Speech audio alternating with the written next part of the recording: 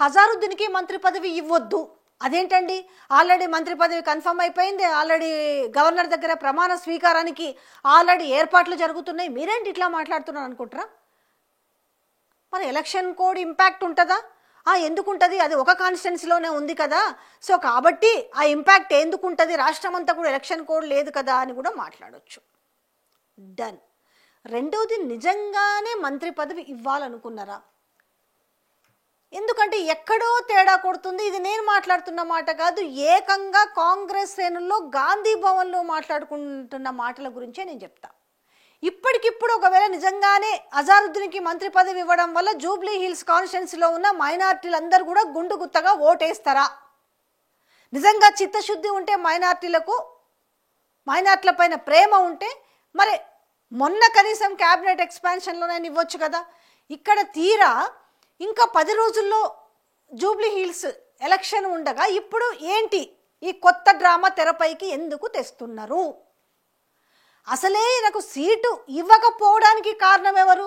First అక్కడి నుంచి మాట్లాడుకుందాం. హజారుద్దీన్ తన ప్రయత్నం హైకమాండ్ దగ్గర తన విఫల ప్రయత్నం చేసిండు తన సీటు కోసం. ఎందుకు అక్కడ మైనారిటీ ఓట్స్ ఎక్కువ ఉన్నాయి? మొన్న కేవలం ఆల్మోస్ట్ 16,000 17,000 పైచిలకు మెజారిటీతో ఓడిపోయింది ఆయన. ఆల్మోస్ట్ బాగానే మంచి కాంపిటీషన్ ఇచ్చినట్టే ఆ రోజున్న మాగంటి గోపీనాథ్కి. మరి ఇప్పుడు ప్రయారిటీ ఎవరికి ఇవ్వాలి? బై ఎలక్షన్లు ఇస్తే ఖచ్చితంగా హజారుద్దీన్కి కదా ప్రయారిటీ ఇవ్వాలి. కానీ ఎందుకు ఇవ్వలేదు? అక్కడ ఎంఐఎం ఒప్పుకోలేదు. ఎక్కడ? ఇద్దరి విషయంలో. ఒకటి, అక్కడ ఆ రోజు కోదండరామ్తో పాటు ఎవరికైతే ఎమ్మెల్సీ ఇచ్చిరో అది డిస్క్వాలిఫై అయిపోయింది కదా, అతన్ని దాని నుంచి తప్పించాలి, ఇతనికి ఎమ్మెల్యే టికెట్ ఇవ్వద్దు. సో వాళ్ళు కూడా అదే చేసిరు. కాగల కార్యం గంధర్వులు తీర్చినట్టు ఏమైందనంటే, సో అది సుప్రీంకోర్టులో డిస్క్వాలిఫై అయిపోయింది. ఆ ప్లేస్లోకి తీసుకొచ్చి ఏం చేసిరు, అజారుద్దీన్ రీప్లేస్ చేసిరు. కానీ ఇప్పటి వరకు అది ఉత్తుత్తి ఎమ్మెల్సీనే, ఇంకా గవర్నర్ దాన్ని ఆమోదించలేదు. ఇంతవరకు ఎమ్మెల్సీనే గవర్నర్ ఆమోదించలేదు. కానీ ఇప్పుడు మంత్రి పదవి తీసుకొచ్చి మళ్ళీ దాన్ని 6 నెలల్లో నిలబెట్టుకోవాలి ఖచ్చితంగా. మరి 6 నెలల్లో గవర్నర్ కనుక దాన్ని ఆమోదించలేకపోతే ఆ మంత్రి పదవి మళ్ళీ ఊస్టు. సరే, ఇచ్చినప్పుడు సంగతి. ఇక్కడ ఎంఐఎం ఒకటే చెప్తుందట, మేము అతనికి ఎమ్మెల్యే టికెటే ఇవ్వద్దని చెప్పినాము, మీరు మంత్రి పదవి ఎట్లా ఇస్తారు? సో మీరు దీన్ని ఎట్లయినా స్టాప్ చేయించాలి, మీరు ఏ రకంగా అయినా సరే. సో ఇక్కడ తెరపైకి తీసుకొచ్చారు బీజేపీ వాళ్ళని. ఎందుకంటే మీరు ఎలక్షన్ కోడ్ పెట్టుకొని ఎట్లా ఇప్పుడు జూబ్లీ హిల్స్ ప్రజల్ని ప్రభావితం చేయడానికే అజారుద్దీన్కి మీరు ఇప్పుడు మంత్రి పదవి ఇస్తున్నారు. ఎట్లా మంత్రి పదవి ఇస్తారు అనేది వాళ్ళు చెప్తున్న ఎలిగేషన్ పాయింట్. ఎందుకంటే ఆయన గతంలో జూబ్లీ హిల్స్ నుంచి నిలబడ్డాడు కాబట్టి ఇక్కడ మీరు ఎట్లా చేస్తారు అనేది. అంటే ఇచ్చినట్టు, అంటే ఇక్కడ ఎక్కడ కూడా ఇంతవరకు అధికారికంగా అనౌన్స్మెంట్ రాలేదు, లీకులు మాత్రం ఇచ్చారు. లీకులు ఇవ్వకుండా ఆంధ్రజ్యోతి పత్రికలను లేకపోతే సోషల్ మీడియాను లీకులు లేకుండా అయితే వార్తలు అయితే ఏమీ రావు. కానీ అజారుద్దీన్కి మంత్రి పదవిని ప్రతి ఒక్కరు దాన్ని మొదలుపెట్టారు. ఖచ్చితంగా లీకులు ఇచ్చిరు ముఖ్యమంత్రి ఆఫీస్ నుంచి. కానీ ఇక్కడ మళ్ళీ ఏంది, వెనక నుంచి నేను ఇస్తున్నాను, నువ్వు మాత్రం ఇక్కడ అడ్డుపడు. ఇప్పుడు ఇదే జరుగుతుంది, అడ్డుపడాలి. ఇప్పుడు కనుక నిజంగానే హజారుద్దీన్కి మంత్రి పదవి ఇస్తే ఎంఐఎం ఊరుకుంటుందా? ఎంఐఎం ఆల్రెడీ చెప్తున్నారు, మీరు కనుక హజారుద్దీన్కి కనుక మీరు మంత్రి పదవి ఇస్తే కనుక మేము ఖచ్చితంగా మా మద్దతు ఇవ్వము అనేసి. వీళ్ళేమనుకుంటారు, వీళ్ళేందనంటే మొన్నటి వరకు అజారుద్దీన్ లేకపోయినా పర్వాలేదు, ఎంఐఎం ఉంటే చాలు మనము గెలిచేస్తాము అనుకున్నారు. కానీ ఇక్కడ ఏమైందంటే మొత్తం సీన్ రివర్స్ అయిపోయింది. అసలు మైనార్టీలు మొత్తం కాంగ్రెస్ పార్టీకి దూరం అయినని సర్వేలు అన్నీ చెప్తుండడంతో ఇప్పటికిప్పటికి ఇల్లు చక్కబెట్టాలని చెప్పేసి ఇప్పటికిప్పుడు ఏంటంటే మనకు అజారుద్దీనే కావాలి, ఇప్పుడు అజారుద్దీన్కి మంత్రి పదవి ఇస్తే తప్ప మనం గట్టెక్కలేమేమో అనేది వీళ్ళలో ఒక ఆలోచన వచ్చింది. అసలు ఎంఐఎం ప్రభావం లేదు, ఎంఐఎం చెప్పినంత మాత్రాన మైనార్టీలు ఓట్లు వేసినట్టయితే మనకెందుకు సర్వేలు పాజిటివ్గా రావట్లేదు, మరి మనకెందుకు సర్వేలు అన్నీ నెగిటివ్ వస్తున్నాయని చెప్పేసి ఇప్పుడు సరిదిద్దే కార్యక్రమం చేసి ఇప్పుడు మంత్రి పదవి అనేసి ఒకటి వదిలిండ్రు.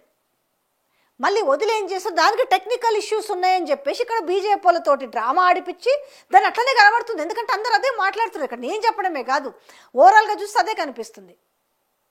ఇప్పుడు ఆల్రెడీ వీళ్ళు కూడా అల్టిమేటం జారీ చేశారట, మేము అసలు ఆయనకు సీట్ ఇవ్వడానికి ఒప్పుకోలేదు, అట్లాంటిది మీరు ఎట్లా మంత్రి పదవి ఇస్తారు అనేసి.